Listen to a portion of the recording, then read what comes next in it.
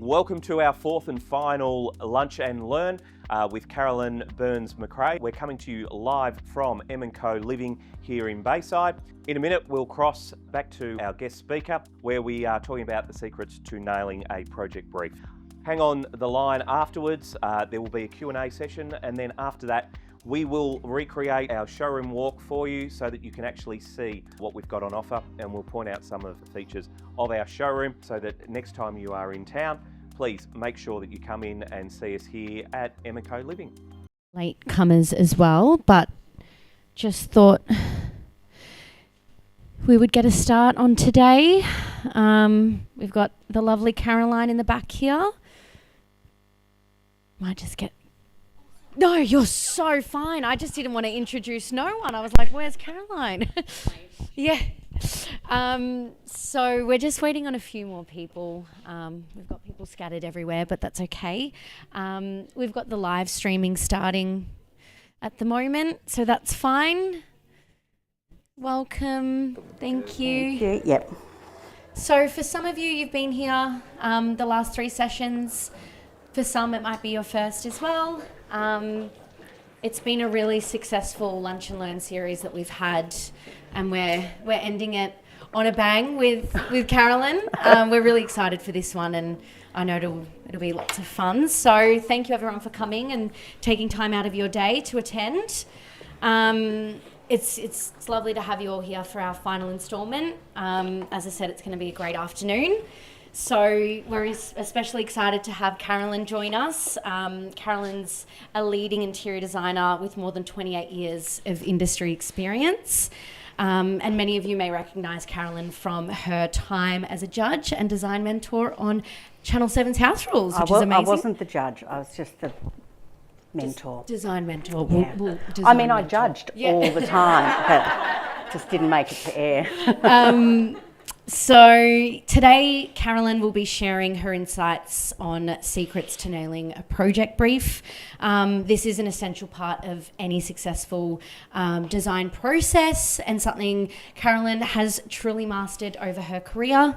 So once CAROLYN presents, we'll then get into some question time. We'll allow for 4 to 5 questions. We'll kind of keep it short and sweet. If you do have any other questions or you think of anything during CAROLYN's presentation, feel free to put up your hand. It's a great opportunity to have an open discussion, we find. So if you think of anything, just pop your hand up and CAROLYN will answer the questions. So after the question time, we'll go into a quick mingling break, grazing, drinks, all the rest.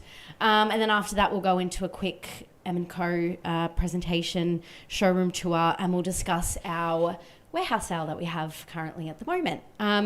So until then, I'm Michaela. So if you have any questions, please ask me. I'm marketing manager here. We have Matt Renwick, who is our national account manager. Sue Donovan, head of sales. We've got Karen, who is our Ember Arc BDM. We'll get more into the Ember Arc later. And we've got the tech boys at the back, Connor and Dylan. So yeah, any questions throughout the afternoon, just let us know. So over to you, CAROLYN. Thank you. Thanks, Dal. Now I've got to see if my clicker works. Oh, yes, okay. Otherwise, if I don't stay on topic, I will just waffle. So I've got my bestie over there that's going to give me that. Patrina, I'll also get you to give me that if I waffle too much, because, you know, she knows what I'm like. So yes, I've been an interior designer for a long time. I was really lucky that I had 8 years at the start of my career working for Andrew Parr at SJB. Which was a great day. The clicker doesn't like me. It worked earlier and we were so sure it was going to be fine. Oh, okay. All right. No, that's way... Hang on. Oh, do you know what? It just listened to my clicks but just did them later. So, yeah. See, I got a bit carried away. Okay. So, I'm going to talk to you about nailing a project brief because I really believe it's the most important part of the design service that you offer, and if you don't get this part right, you can sort of be on the back foot all the time, and that's absolutely not where you want to be. So getting this part right, even though it seems like, you know, a lot of brain space to get it right, it really makes the difference between making that client feel that you see them, you hear them, you understand what it is they want. I often have clients say to me, oh, it's like you walked into my head and looked around, and that's what you presented, and that's really what you want to be trying to achieve. So it's not the scope of works. The scope of works is obviously the services that you're going to provide, or it's the list of what's actually going to be done in the job. So generally you'll have already met the client and put together a scope of works, and from that you'll have already done your fee proposal. So this is not the first meeting that you have with a client. You've probably met them maybe once for coffee to say, hi, how are you going? Are we going to work together? The second one to get your brief so that you can tell them how much it's going to cost them. This is the nitty-gritty when you sit down and really go through what it is that's going to make it a successful project. Ask your clients to collect images of their dream spaces before this meeting. Some designers will send out a questionnaire. I don't tend to do that, but I think if I was 15, 20 years ago, I probably would make use of a questionnaire. They're very good for sort of listing their physical requirements, how many bathrooms, how many bedrooms, do they need a guest room, that sort of thing. But the nitty-gritty of how they want to feel in the space, that's what the project brief meeting's all about. Always meet in the space if possible, and meet out of hours so the clients don't have to get back to work, because these meetings typically will go for at least 3 hours. You want to make sure there's, some wine and some cheese and that sort of thing to get everybody comfortable, and not have the clients feel like they're under a time crunch. So just make sure it's as relaxed as possible. And bear in mind that your clients might be really nervous. Now, in different clients, this will come across in different ways. So I've had everything. I've had people who have never worked with a designer before, don't know what it is that's going to be asked of them, are worried they're going to say the wrong thing and they're going to end up with something that they didn't actually want. I also find generally those first 1 or 2 meetings, you might only meet with, say, one of the group that you're designing for. So generally it tends to be the wife or, one of the couple. And so this might be your first time meeting the other half, and they might not be as on board as the person who's already met you a couple of times and is already excited. So be prepared maybe for a little bit of pushback from the person you haven't met before. I always explain why the meeting's so important and what I'm hoping to gain, and that is for me to understand what they love. This is my opportunity to let them know this is not about me, this is about you. Anyone could give me carte blanche to do what I like, and every now and again I do get jobs like that and they're wonderful. But 95% of the time it's somebody else's home. You're not going to live there much as you'd like to when it's all done. Touch on what style of communication is best for all parties. So let them know, look, I'm happy to take calls from you during work hours. If something occurs to you and you're desperate to let me know, send me an email. Let them know if you're happy to receive a text. Just let them know what the parameters are, or they will overstep them. Guaranteed. And any other previous conversations you've had, just go back through those points that you covered, especially for the other person who perhaps wasn't privy to those meetings. I always take a book and I make notes the entire time. So I don't leave it to the perimenopausal brain to remember anything. I always take notes. I even have sort of like a shorthand where I'll underline something that really got them excited. I'll put in inverted commas something that we just sort of used as a throwaway. I'll just have ways of writing my notes that when I go past them later, I go, yeah, okay, that was a moment, I need to pay attention. First questions, always start with family and lifestyle. So you want to know, how many children do they have? What are their names? What are their ages? What do the kids love? Are they sporty? Are they quiet? Do they like time to themselves? Do they like to be with mum and dad all the time? Because those things are really going to help you when time comes to do the design, especially if, in my case, I don't do decoration projects. I always do, maybe designing a home from scratch or reworking a floor plan, or putting a major extension on. So for me, it's my specialty is spatial planning and that sort of thing. So those kind of things are really important. Share and connect. I always worried that as I got older as a designer, I would become, obsolete, and people would just go for the younger, thinner, blonder model. Although I'm blonde now, so it's all good. But your clients do grow with you. So I've found that age isn't a problem, and it's especially good to let your clients know, yes, I've got a couple of kids and I've designed houses for us at every stage. It means that you have an idea of what they're going to need in the future as well, because I find a lot of people that are extending, it's primary school age children. That seems to be when they pull the trigger and go, right, this is the time to get it done.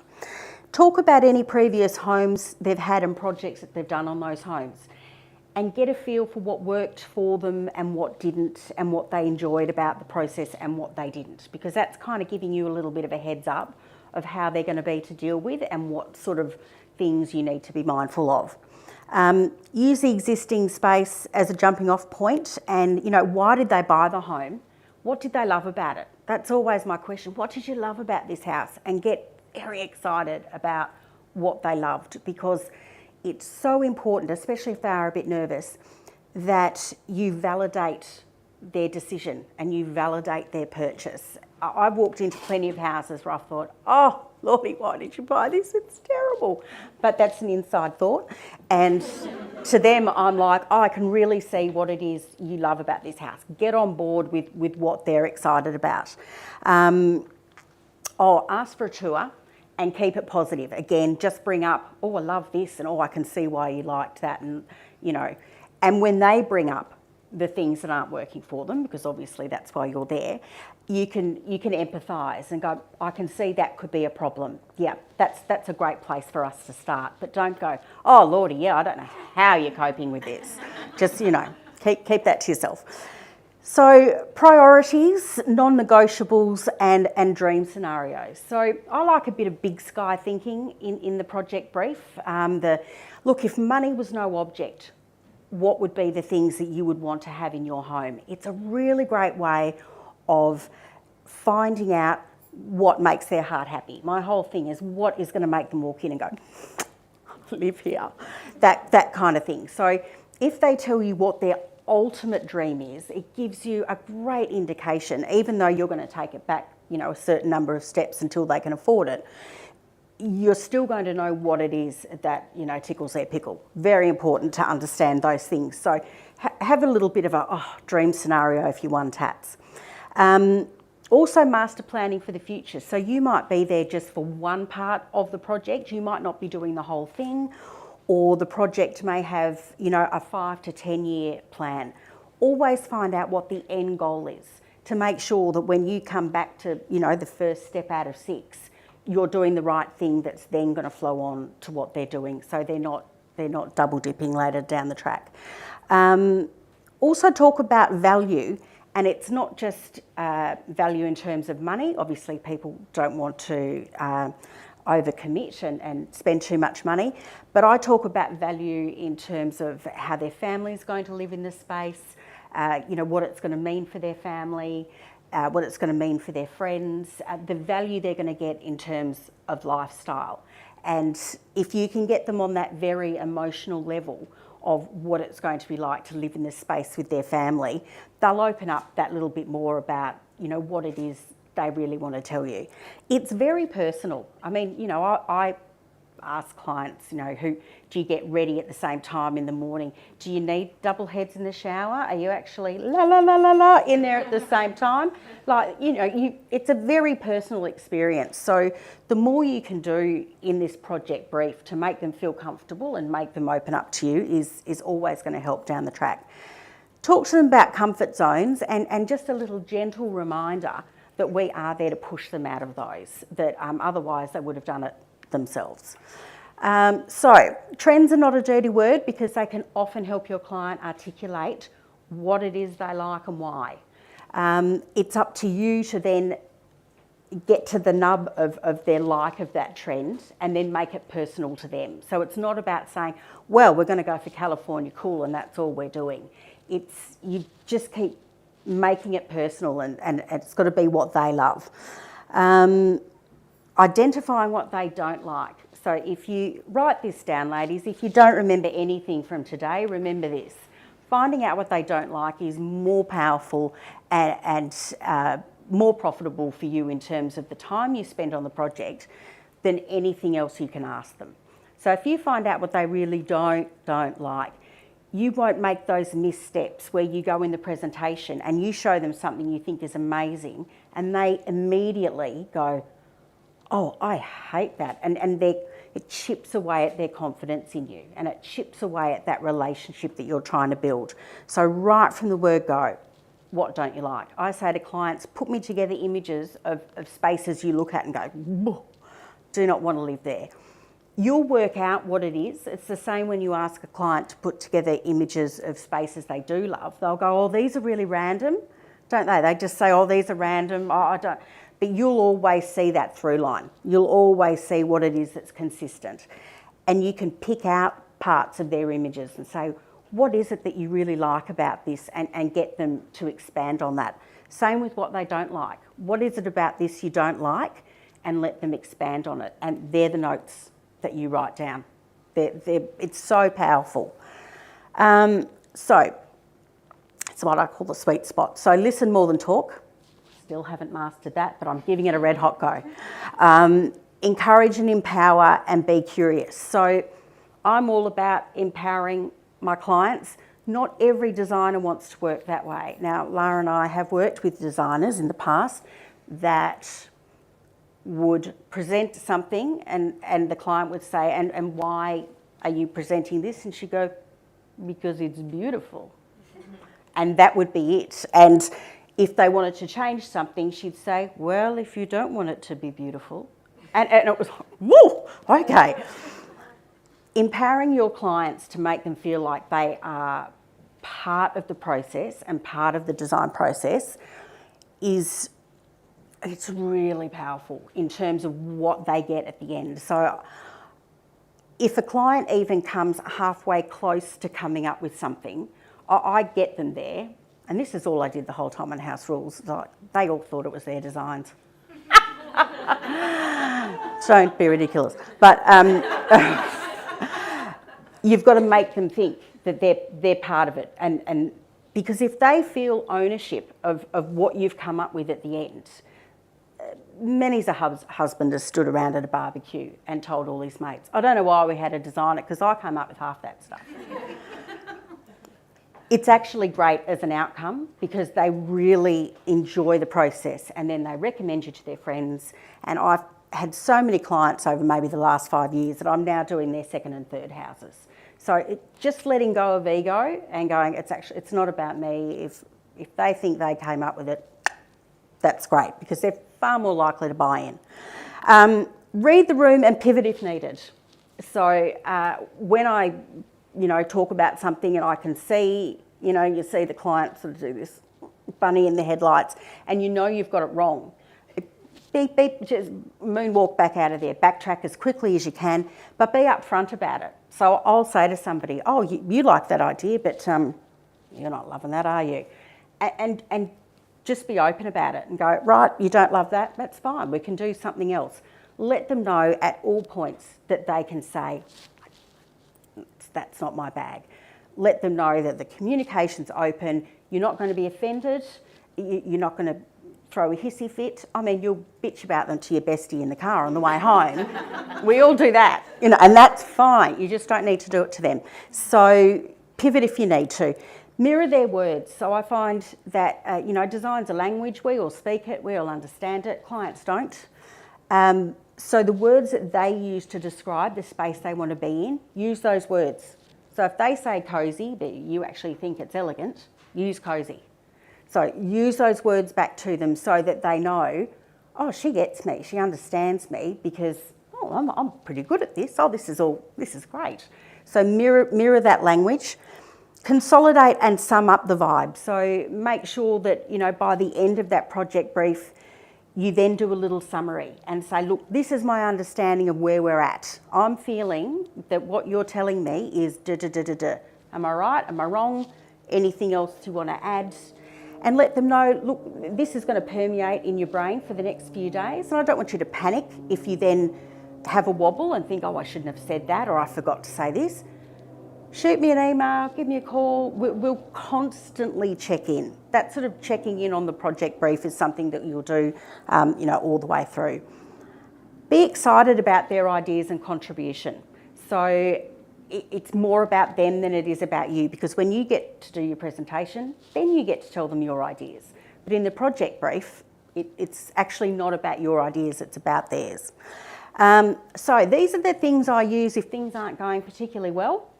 If I feel like I'm just not quite getting the buy-in from them, I don't have enough information. So when I do the look around the house, I always try and get a look in the wardrobe, always. Sometimes I'll just ask, if the feeling's right. You want to see what colours they wear, because you want to know, do they wear pattern? Do they wear colour? What do they feel great in? What's their favourite dress? What shirt do you love when your husband wears? That sort of thing. Because it then gives you something to back up if you want to introduce colour. I can see Katrina go, yep, colour, yep. If you want to introduce that, if you already have a base of, but you love wearing pink, you look great in pink. Why won't we paint the ceiling pink? It'll make your skin look amazing. Why don't we do that? So everything that you come up with, you have to link it back to them. Not necessarily to a design style, but to them. It's got to be personal. Also, what colours don't they like, for the same reason we talked about the images. Pop culture references, they always dreamed of a Nancy Meyer's kitchen. Do they want, Sally's New York apartment from When Harry Met Sally? Like, is there a movie or a TV show that they watch constantly just for the sets? Is there something like that they love? Favourite places to travel. You can't have a client say, I love going to Morocco and Egypt and Turkey, but I'd like my house to be white. Call bullshit on that, because that's not where they're happy. Their happy place is not in a white space. It's with colour and movement and all sorts of things going on. Favourite restaurant, obviously we all know that those commercial spaces, they start the trends and we all follow them later on in residential. So if there's a particular cafe that they love or a restaurant that they feel really good in, find out and then get home and Google it and look at the images and try and work out what is it about that they like. Many's a cafe I've not gone to because the interior makes me feel sad. Soundtrack. Now, this is one we used a lot in House Rules when we were trying to, get to the core of what people wanted. What song do you want playing when you walk in the door? What's the vibe? What's the, when you walk into your house? What would make you feel, yeah, this is my space?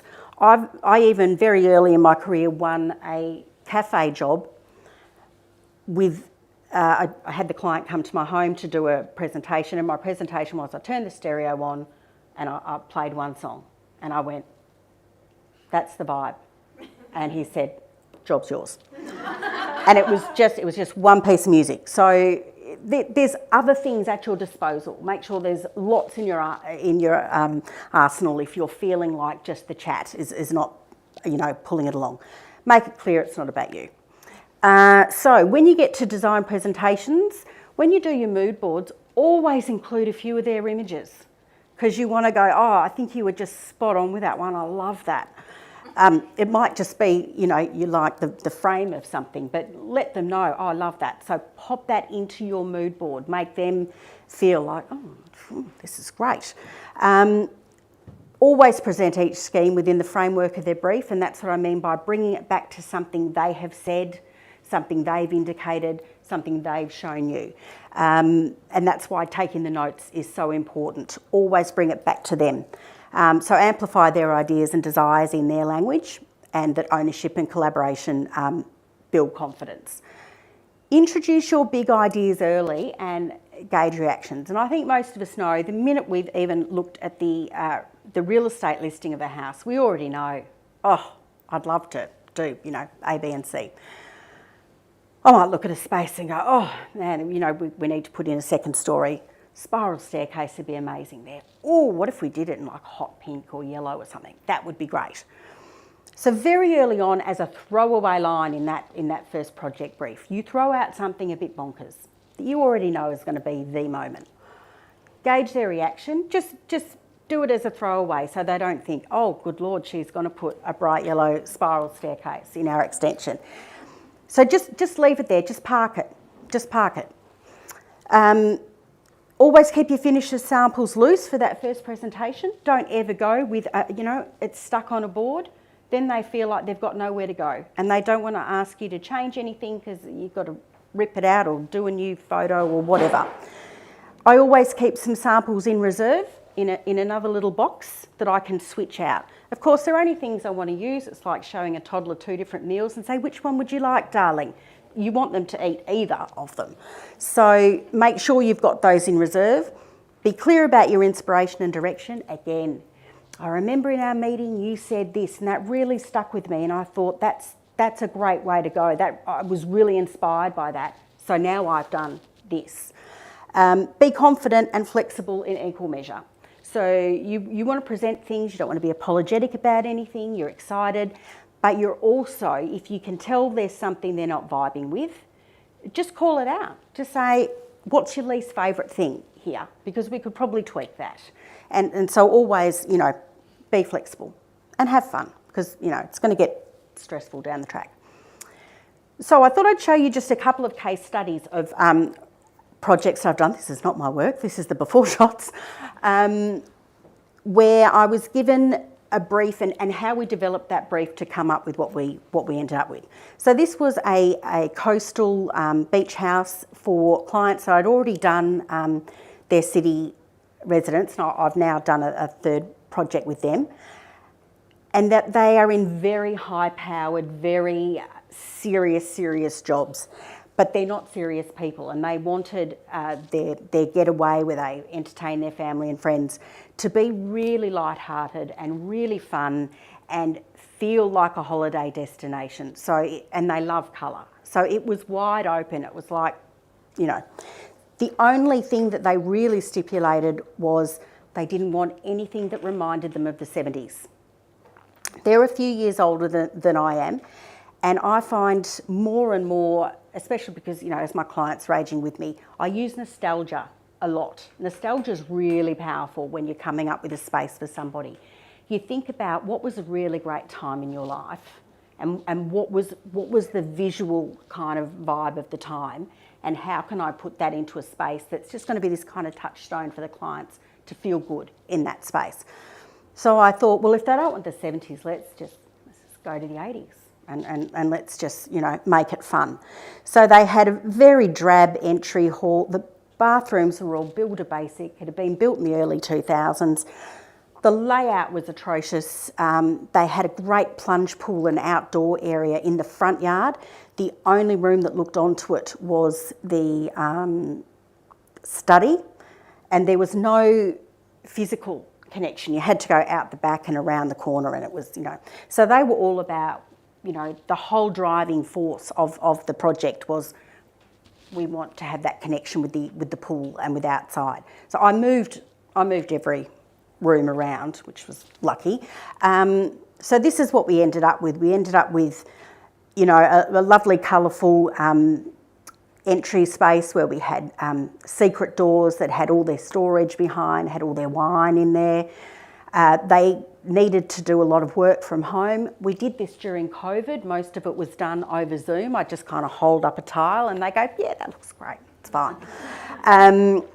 But, trying to sort of sell, pink joinery in a study, I was like, well, when you're on Zoom, you're going to look amazing, so the light's going to bounce off the pink, and, I just kind of kept picking out things that I knew they loved from conversations that we'd had, and just pushed it as far as I could. They like patterns, so we did some wallpaper, but it was just about making it really fun, and it was also a budget job because it wasn't their everyday home. It was about making, cheap and cheerful decisions. So all of the joinery was just melamine board. It was all pretty simple. Now you can see in that end photo, the bedroom, there's now a sliding door here that all runs along the front of the house now that goes out to their pool. I wanted to do, a colour drench, and I wanted to do a wallpaper. So I brought this back to the whole feeling of water. So they were absolutely fine with the idea of just wrapping blue over the ceiling and having, a water look wallpaper, because everything that I presented under that sort of, framework of our initial brief, and what their driving force was for the whole project was that connection to the pool. So I didn't have to reselect anything in this job. The very first presentation I showed them, we didn't change anything. So this is in the bedroom now, where you go out the sliding doors. They now got a master ensuite. They didn't have an ensuite before. And again, just, blue terrazzo floor tiles, blue laminate, anything that just kind of had that pool vibe. But then I brought in all the other pastels by doing the pink tiles and the pink Robert Gordon basins. Again, everything was off the rack. The arch cabinets were just off the rack. The joinery was done custom, but again, it was just, it's melamine board. It's the cheapest thing you can use. Family bathroom, again, just a $60 floor tile in green. Just used it to throw another pastel in there. Why not? The laundry we put in a cupboard in the bathroom, and I love tile bench tops. I'll tile anything I can get my hands on. But again, I just proposed pool tiles, nice and cheap, easy to lay, 50 by 50, come in great colours. And again, they were like, sure, it's all about the pool tiles. Tick and done. And the whole project had that vibe all the way through, because we did a really deep dive at the start, and because I pulled on that nostalgic kind of, the 80s were a fun time for a lot of us. So that ended up being a really fun job. This one was one of those homes that you walk into and go, this is probably the worst design of a space I've ever seen. This room, at a guess, I should have looked at the drawings before I came, is probably nearly 9 or 10 metres wide, but it's nearly 20 metres long. And it had the kitchen in the corner and the living room. That door down the end there is for the master bedroom to open directly onto the dining room. Nice. Then there was a little TV room and the entry hall, and that was all one big space. So it was like being in an airplane hangar. The fellow who'd built it, and I dare say designed it, was a plasterer. So there was beautiful detailing throughout. You can't see it in these shots, but I mean, how many downlights? Oh God, they're the work of the devil, aren't they? But all the plaster cornicing and everything was beautiful, and there were, ceiling roses and all that sort of thing. But it was dire. It was so drab. This particular client, I'd already done a house with them when their kids were in primary school. She loves colour. I think it's lovely when you get a client who's very close to your own personal design style, which she was. So it was such a big job. It was so overwhelming of how we're going to work this out. First, I worked out all the spaces, and I used half of that other room to create 2 other studies that worked as an ante-room before you got to their master bedroom and that sort of thing, just to make the space work better. But we needed a theme, for want of a better word. So we made up a story.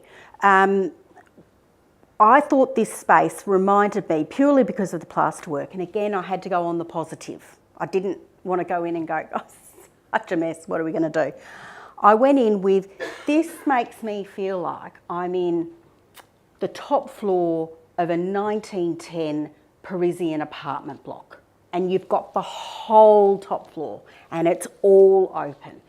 This is what it feels like. Plus she had pictures of the Eiffel Tower hanging around her house. So I knew I was like, right, okay, that's the whole travel pop culture reference. So I said, why don't we approach this as if we are in the top floor of a Parisian apartment block, and we need to make this cosy and colourful and work for your family. They entertain all the time, and when I say entertain, we're talking 30 to 40 people multiple times a week. They're extremely generous people. It's an open door. All the young folk in their church have been told, You can have your weddings here. You can have your 21sts here. They did it as a, they do all their Bible studies there. It's a space for everyone to enjoy. So no bling, because they're not ostentatious people, and they were actually a bit embarrassed that they had this amazing big house on acreage looking out to vineyards. They've got sheep. It's the whole thing, circular driveway. It's amazing. So, but they were embarrassed about that. So the whole idea was it can't be blingy, it can't be shiny. And again, I'm writing notes. No bling, no shine, no sparkle.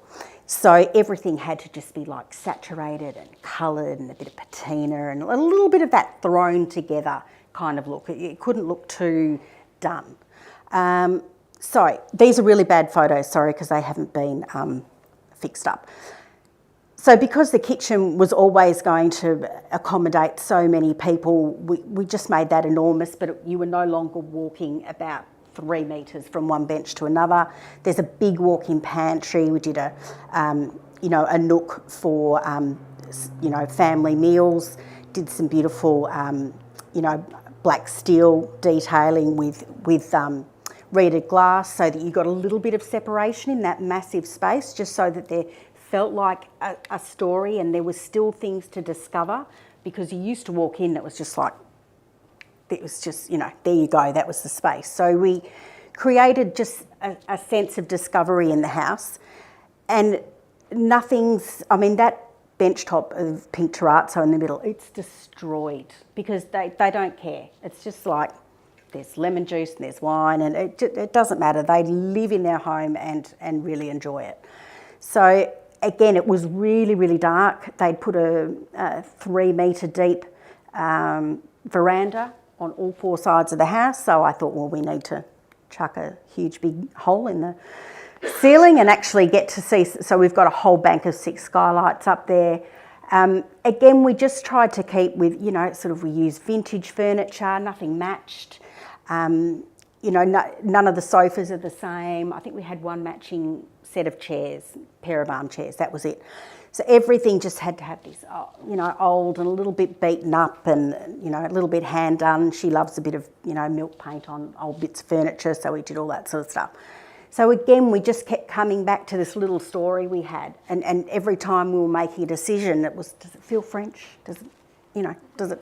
So that's why we used a lot of rattan, light fittings and things that just gave it a little bit of texture and had no sparkle and shine.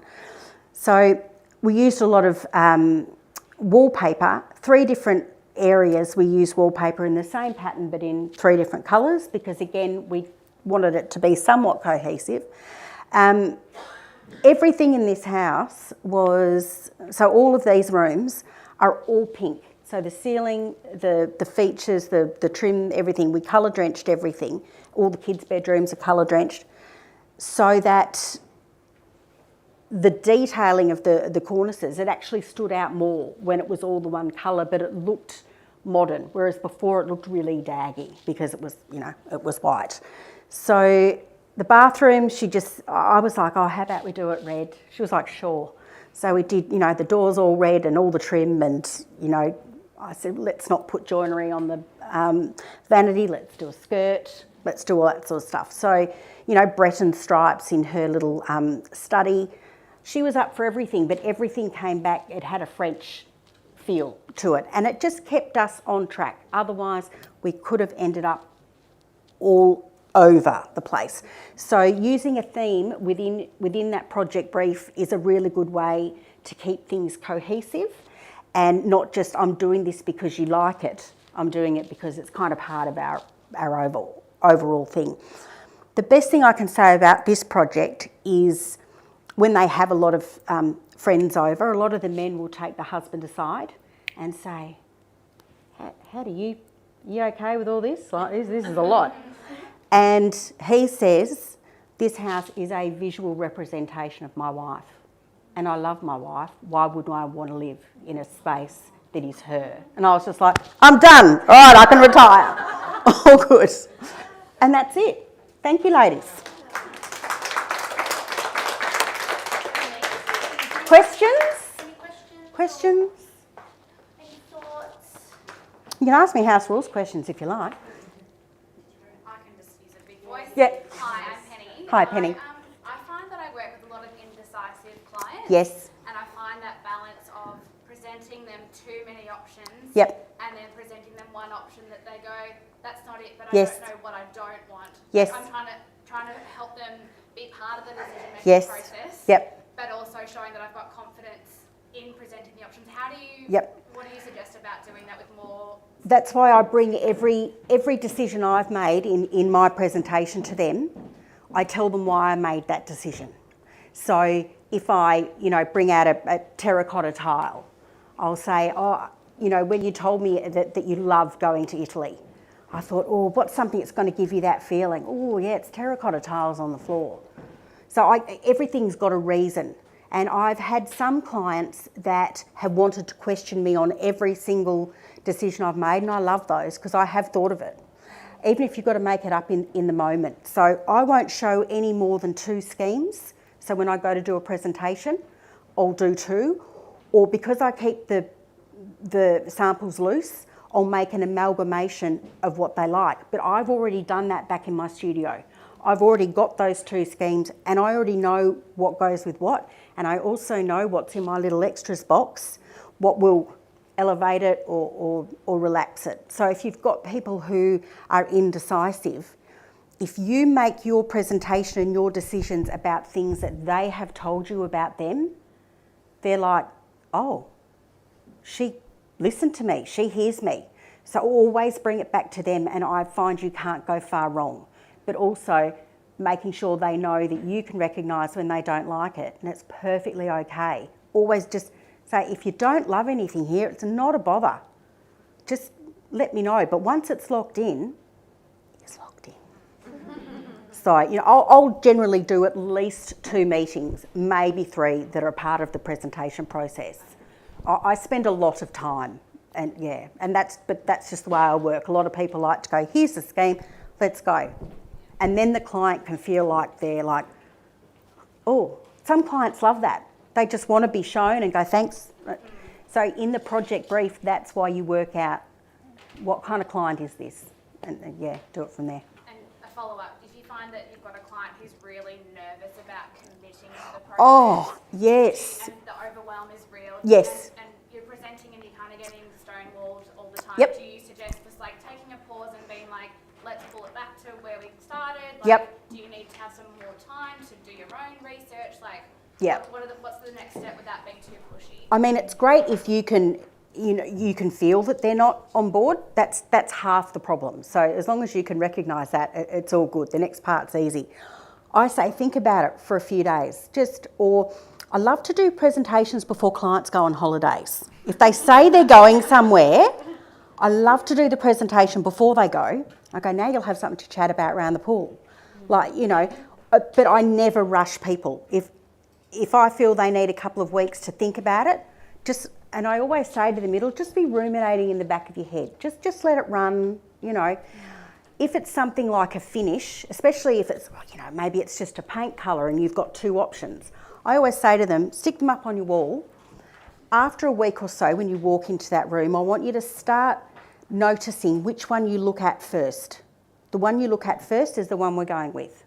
So same with, say, tiles on the floor, leave them a couple of tiles, pop them on the floor and say each time you walk into that room, which one pulls your eye, which one do you look at first? If it's a big decision, if it's something that I always, if it's wallpaper or it's paint or anything like that, I'm like, let's just throw caution to the wind, let's go. I always say if it can be fixed in a weekend, don't lose sleep over it. If it's tiles and stuff like that, obviously. I also say to my clients, if you're not a little bit terrified about at least 2 of our selections and 2 of your decisions, I'm not doing my job. And guaranteed at the end of the job, like the yellow spiral staircase, that you throw back in later on when you're almost done and you say to the husband, something neat, you've already gotten to the black spiral staircase and you're there at a meeting and you're going, I feel we need a bit of something here. And early on, I don't know if it was your idea or mine, I think you said it. What if we just went for your favourite colour and just did that in a bonkers, and that's when the husband goes, it's all me. So as long as you're cognizant of how they're feeling, then I just back. Just go, I'll let you think about it. And then come back to me and we'll have another chat.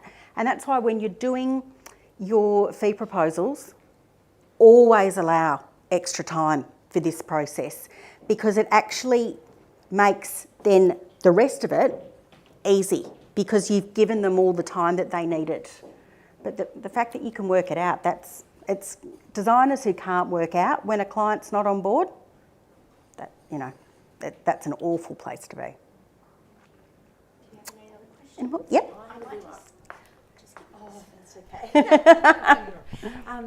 I'm just curious as to how many projects you might take on at once. Yep. And sort of the time frame so that you can allow yourself to really keep, digging in. On track of it all? Yeah. When I was super busy, so before I went on House Rules, I was really busy, and I would have had, and I'm just a one-woman show, so, and I still manually draft, like I'm that old. So, and I do all of my own documentation and everything, complete control freak. So I would be doing 7 or 8 projects at a time, and that was kind of pussy's bow. That was enough for my head. Now, I fancy myself a semi-retired lady. I can't afford to be, but I just really want to be one. Probably 3 to 4 at a time. And again, the most amount of time that I put into the project is at the start and is getting that brief right. So that's what I mean. That first meeting can easily go for 3 or 4 hours. The next one, where we present, easily 3 or 4 hours. There'll be another presentation meeting after that where we start, and sometimes I don't present the whole job in one go. I might start with the minor rooms. So I might start with maybe the laundry, the mud room, the kids' bathroom. I'll start with the things that are easier and they're less invested in. And then as we build confidence, I will then build up. And by the time we get to the kitchen, it's what I saw in that first meeting, but they would have been terrified had I said it at the start.